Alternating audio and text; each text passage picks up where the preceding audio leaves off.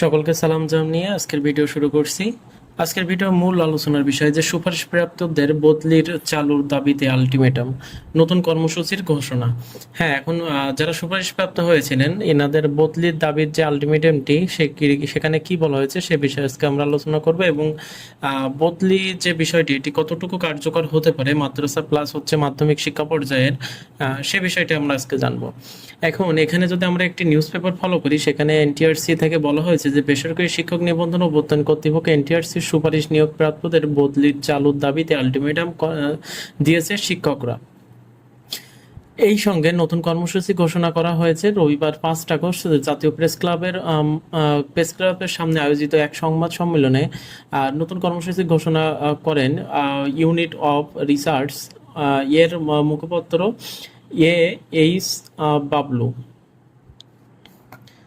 লিখিত বক্তব্যে উনি বলেন আর কি, এনটিআরসি এর সুপারিশপ্রাপ্ত শিক্ষকদের বদলির চালুর জন্য আগামী 20 অক্টোবরের মধ্যে শূন্য পদের তথ্য সংগ্রহ করতে হবে। এখন এই যে সামনে যে আগামী যে 20 অক্টোবর আছে, এই 20 অক্টোবরের মধ্যে শূন্য পদের তথ্য সংগ্রহ করতে হবে এবং এই সময়সীমার মধ্যে তথ্য সংগ্রহের কার্যক্রম শুরু করার না হলে আগামী 23 অক্টোবরে প্রেস ক্লাবের সামনে বৃহৎ অবস্থান কর্মসূচি পালন করা হবে বলে তিনি জানিয়েছেন। এখন যদি এই কর্মসূচি যদি ওনারা যদি শূন্যপদের যে তালিকা সেটি যদি কালেক্ট না করে থাকেন সেক্ষেত্রে কিন্তু 23 অক্টোবর যে আর কি কর্মসূচি সেটি কিন্তু পালন করা হবে।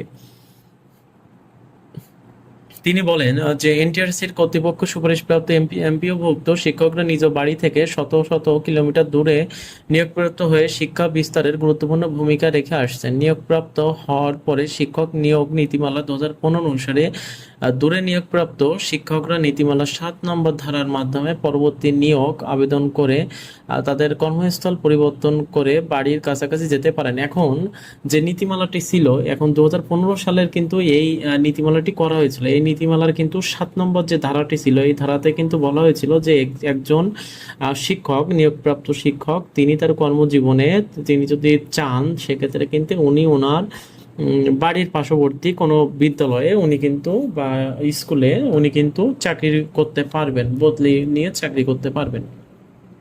শিক্ষা মন্ত্রণালয়ের সুবিধাভোগীদের সঙ্গে আরও কোনো প্রকার আলোচনা ছাড়া চতুর্থ গণবিজ্ঞপ্তি প্রকাশের পূর্বে আর কি হঠাৎ করে বিকল্প কোনো পথ না রেখে 7 নম্বর ধারা বন্ধ করে দেয় অভিযোগ করে তিনি বলেন যে এর ফলে এনটিআরসির কর্তৃক দূরে নিয়োগপ্রাপ্ত শিক্ষকরা আর বাড়ির পাশে ফেরার কোনো সুযোগ না পেয়ে হতাশা হয়ে আছেন আর কি।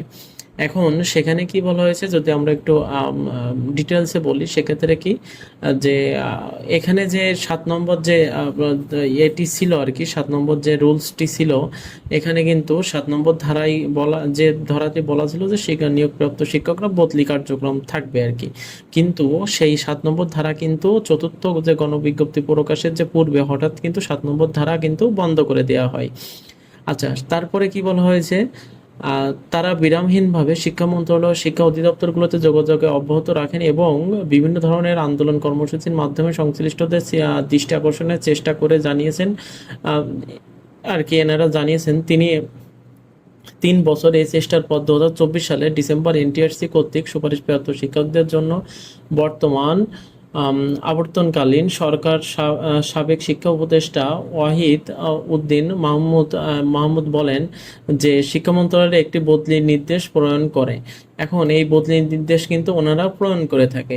এখন তার পরবর্তীতে 15 সেপ্টেম্বর শূন্য পদের তালিকা প্রকাশের কথা থাকলেও তারা কিন্তু অক্টোবর মাসের শুরু হলেও তা করেননি এবং এই বিষয়ে বলা হয়েছে। এখন তার পরবর্তীতে যেটা আর কি আমরা এখন বুঝতে পারলাম যে আমাদের যে 7 নম্বর যে ধারাটি ছিল, এই 7 নম্বর যে ধারাটি, এই ধারাটি কিন্তু 2015 সালে শিক্ষক বদলি যে কার্যক্রম যে নীতিটা, এই নীতিটা কিন্তু চালু হয়েছিল। এখন কিন্তু সেই 7 নম্বর নীতিটা কিন্তু চতুর্থ যে গণবিজ্ঞপ্তি এখানে কিন্তু বন্ধ করে দেওয়া হয়। পরবর্তীতে 2024 সালে কিন্তু আবার এই নীতিটা চালু করার কথা হয়, তারপরেও কিন্তু ওনারা শূন্যপদ সেটা কিন্তু কালেক্ট করছেন না। এই বিষয়ে আর কি ওনারা আন্দোলন করেছেন এবং যদি শূন্যপদ কালেক্ট না করা হয় তাহলে 23 অক্টোবরে ওনারা প্রেস ক্লাবের সামনে বৃহৎ অবস্থান কর্মসূচি পালন করবেন, এই বিষয়ে বলা হয়েছে।